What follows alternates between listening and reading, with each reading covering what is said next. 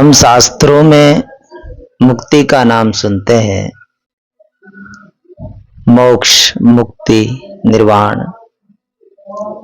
अंग्रेजी में इसको एनलाइटनमेंट कहते हैं। भक्ति की दृष्टि से भगवान की प्राप्ति कह देते हैं। ये तत्व क्या है और इसको पहुंचने का या इसको पाने का रास्ता क्या है, आज हम इसी बिंदु के इर्द गिर्द चर्चा कर रहे हैं। पहली चीज, इन शब्दों का मतलब क्या है थोड़ा ये देख लेते हैं। जैसे मुक्ति शब्द को ले तो मुक्ति का क्या मतलब होता है? मुक्त हो जाना। किससे मुक्त हो जाना? अब इसके नाना शब्द इसमें जोड़ सकते हैं।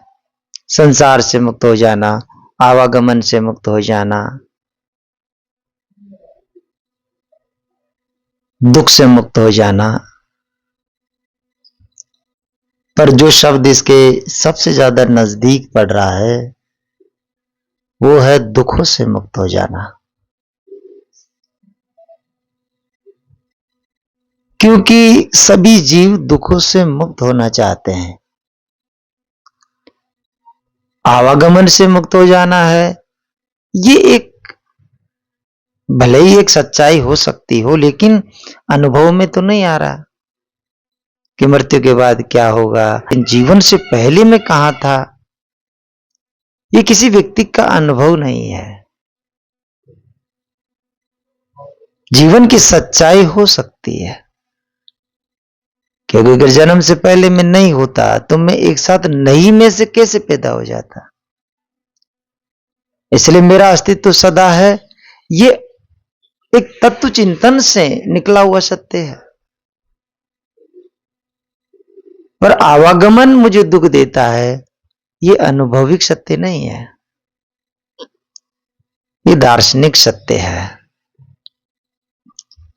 अनुभविक सत्य तो यह है कि मुझे दुख से मुक्त होना है। दुख से मुक्त होना हर व्यक्ति चाहता है। और इस दुख के नाना रूप हो सकते हैं। ये दुख शारीरिक हो सकता है, ये मानसिक हो सकता है। तो मुक्ति का अर्थ कौन से दुखों से मुक्त होना है? शरीर के दुखों से मुक्त होना कि मन के दुखों से मुक्त होना है? अगर हम आदमी के भीतर के प्राणों की प्यास को देखें तो वह सर्व दुखों से अत्यंत निवृत्ति चाहता है। न वो शारीरिक दुख चाहता है, न वो मानसिक दुख चाहता है। आदमी दुख मात्र से मुक्ति चाहता है, जरा सा भी दुख नहीं रहे। इसलिए यदि मुक्ति का अर्थ हम देखें, अनुभविक अर्थ यदि हम करें तो यही होगा भाई, दुखों से मुक्ति, संसार चक्र से मुक्ति। ये प्रकारांतर से धर्म दर्शन को कोई लंबे समय तक समझेगा तब उसके चीज समझ में आएगी कि मेरी दुख जो है संसार चक्र की वजह से है। मैं इस संसार में उलझा हुआ हूं, इसलिए मैं दुखी हूं। इसलिए संसार मेरी दुख का कारण है। अगर मैं संसार में न उलझूं तो मुझे दुख न हो। इसलिए भव बंधन से मुक्ति एक अर्थ उसका निकल सकता है, पर वो भी दुखी से मुक्ति में ही आ जाएगा। बहुबंधन से भी मुक्ति आप क्यों चाहते हो? ताकि दुख ना हो, क्योंकि बहुबंधन दुख देता है। जिन लोगों को संसार में दुख दिखता है या अनुभव होता है, वे ही तो संसार के दुखों से मुक्ति चाहते हैं। जिनको संसार में सुख दिखाई दे रहा है, आनंद दिखाई दे रहा है, वे तो संसार से मुक्त नहीं होना चाहते। लेकिन दुख से मुक्ति सब चाहते हैं, दुख कोई नहीं चाहता। संसार से मुक्त होना कोई विवेकी होगा जिसको संसार में दुख दिखाई दे रहा है, वो चाहेगा। मुक्ति का सार्वभौमिक अर्थ यदि हम देखें तो ये दुख से मुक्ति है।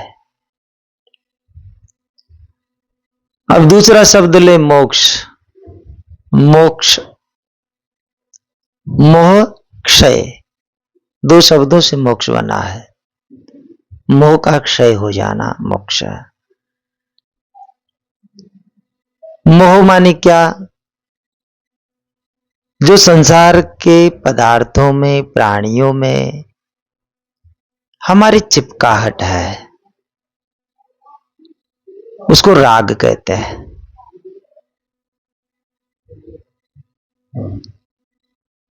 और जब वह चिपकाहट मिथ्या होती है, फालतू होती है,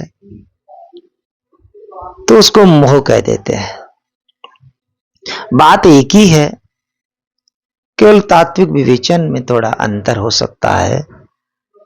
जैसे एक बहुत अच्छा उदाहरण मोह का, बंदर जो है, जो मादा बंदर है, उसका बच्चा जब मृत्यु को प्राप्त हो जाता है, छोटा बच्चा, तब भी वो उसे काफी दिनों तक छाती के चिपकाए रखती है। बच्चा मर चुका है, बच्चा नहीं है वहां पर, अब केवल उसका शरीर मात्र है, लेकिन उसे छोड़ती नहीं। जब बच्चा पूरा सूख जाता है, तब काफी दिनों बाद वो छोड़ती है। अब ये जो उस बंदर का राग है, उसमें ये मोह है, और ये दुख देता है। और हमें ये लगता है कि संसार में सुख है, इसलिए हम राग करते हैं। संसार के प्राणियों में और पदार्थों में सुख है, इसलिए हमारा उसमें चिपकाहट होता है। परंतु विवेक की दृष्टि खुलती है तो पता चलता है कि वहां कोई सुख नहीं है। दुनिया में सुख की खोज के चक्कर में हम जितनी भी प्रयास करते हैं, हमारे सारे के सारे प्रयास मिथ्या सिद्ध होते हैं। हम तो इस भ्रम से दुनिया में सुख मानते हैं कि इसमें सुख मिलेगा, सुख मिलेगा, परंतु अंत में जाकर के सारे प्रयास झूठे सिद्ध हो जाते हैं। जिन चीजों में सुख मानकर के छाती से चिपकाते हैं, वही चीजें दुखदायी सिद्ध हो जाती है। एक शायर ने लिखा है, दुनिया अजीब खिलौना है, मिल जाए तो मिट्टी, ना मिले तो सोना है। जो चीज मिल जाती है वो मिट्टी हो जाती है, मिलने के बाद उसका महत्व खत्म हो जाता है। जब तक वो नहीं मिलती है तब तक सोने जैसी लगती है, हमें लगता है बड़ा आनंद है इसमें, लेकिन जैसे ही मिलती है सारा भ्रम छूट जाता है, अरे तो कुछ नहीं। आपके जीवन के अनुभवों से भी आप देखें,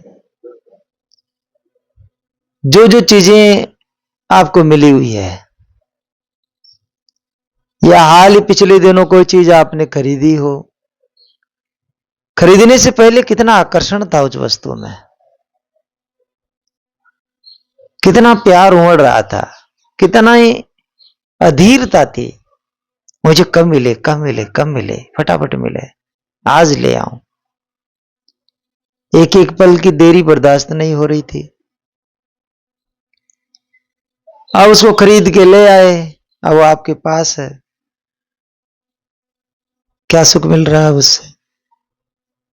क्या वो अभी भी इतनी प्यारी रह गई है? तो ये संसार की दशा है। मिलने से पहले चीज लगती है कि बहुत सुखरूप होगी, बहुत आनंद देगी, लेकिन जैसे ही मिलती है सारा धोखा सामने आ जाता है। हाँ, ये बात अलग है, आदमी उस पर सोचता नहीं है, इसलिए धोखा समझ नहीं पाता है। वो मन में यही विचार करता है कि इस चीज में सुख नहीं है, अब दूसरी में है, या उसके पास फुर्सत ही नहीं है विचार करने की।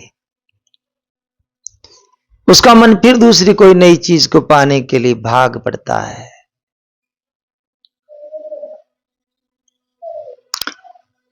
ताउम्र आदमी संसार के पदार्थों के पीछे दौड़ता रहता है,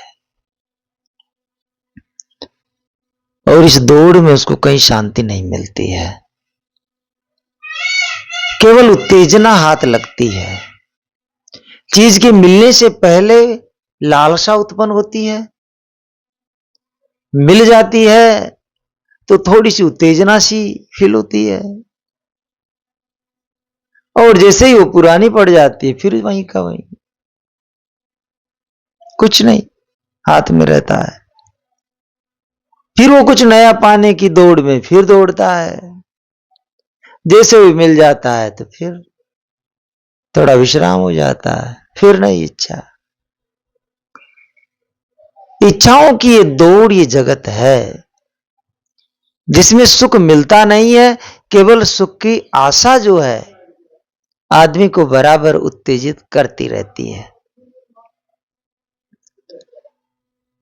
इसलिए जगत के प्रति जो हमारा लगाव है वो लगाव धोखा है। अब जिसको इस समझ में आ जाता है कि धोखा है, वो उस राग को मोह कहना शुरू कर देता है कि मेरा मोह है।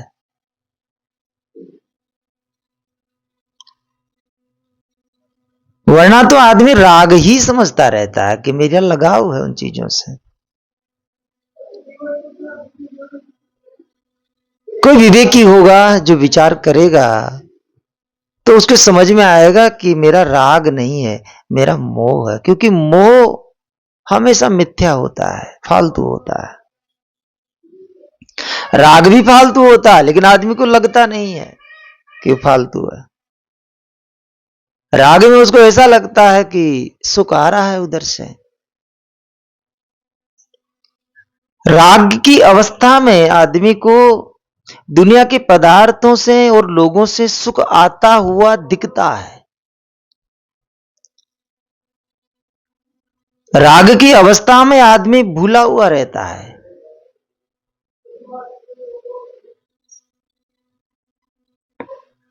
मोह की अवस्था में मूड हो जाता है,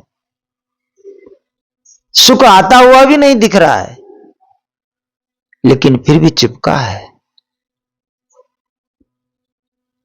मोह की अवस्था और भी ज्यादा गहन है, उसमें राग तो है लेकिन वह सुख है ही नहीं, पूरा फालतू नीरस।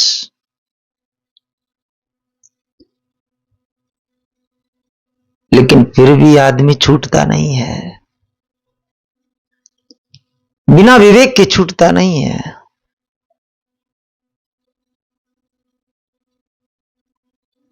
जिस मोह की अवस्था का नाश कर दे, खात्मा कर दे, उस अवस्था का नाम है मोक्ष।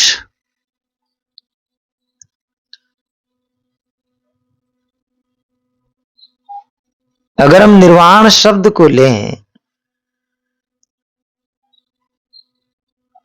जो निर्वात से बना है, निर्वात जहां कोई वायु नहीं, जहां वायु भी नहीं, जहां खाली शून्यता है, ऐसी अवस्था जहां पर कुछ है ही नहीं, जब हमारे मन के भीतर कोई विचार नहीं रहे, मन के भीतर से जगत का निकल जाना निर्वाण है, कुछ नहीं। और जब मन के भीतर से जगत निकल जाता है तो जो बचता है वो महा आनंद कंद है। उसी को नाना नामों से पुकारा गया, उसी को आत्मा कहा गया।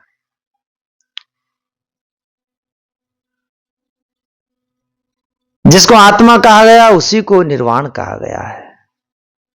आत्मा भी शाश्वत है, अजर अमर है। निर्वाण को भी बुद्ध ने शाश्वत कहा, असंस्कृत कहा, कि जहां कोई संस्कार नहीं, संस्कारम खय मुज्जगा, जहां तृष्णा खत्म हो गई, जहां संस्कार का उच्छेद हो गया, वह अवस्था निर्वाण है।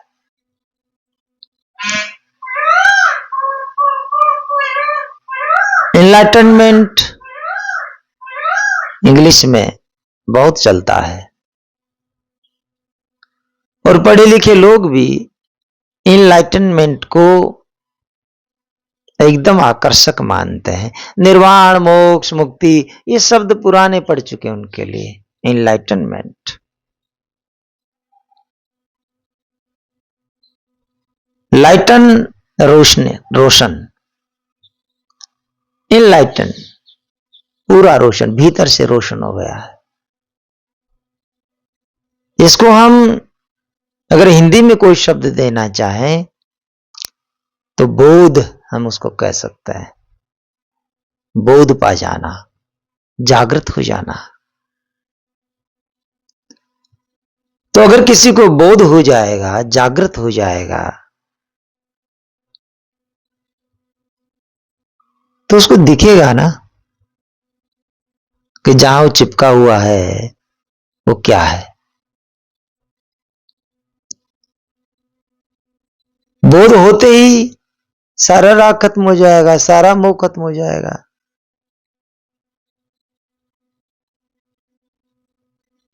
बोध होते ही उसको खाली हो जाना है। या इसको दूसरी तरह से भी कह सकते हैं, जब राग और द्वेष और मोह ये मनोविकार क्षीण हो जाते हैं तभी बोध होता है। बात को कैसे भी कहो, अवस्था एक है। ऐसी अवस्था जहां सिर्फ ज्ञान है, जागरण है, सजगता है। संसार की दुखदायी अवस्थाएं नहीं है, जहां पर संसार है ही नहीं, जहां पर वो बोधवान की स्थिति है। तो शब्द सारे अलग अलग हैं, लेकिन ये जिस अवस्था की ओर संकेत कर रहे हैं वो अवस्था है जहां पर आदमी का मन अमन हो गया, मन मिट गया। मन मिटने का मतलब सारा मानसिक व्यापार जो है जगत का, दुनिया के बारे में चिंतन, दुनिया के बारे में राग, द्वेष, ईर्ष्या, ये सब दुनिया को लेकर के ही तो है। तो मन की जो दौड़ है जगत के प्रति, उस दौड़ का कारण क्या है? जगत की सत्यता की मान्यता, जगत में सुख की मान्यता। जगत में सुख दिखता है इसलिए व्यक्ति जगत की तरफ दौड़ता है।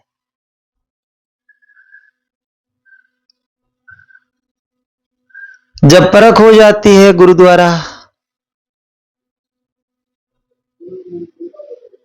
कि जिधर मैं दौड़ रहा हूं वहां सुख नहीं, ये जगने से होती है परख।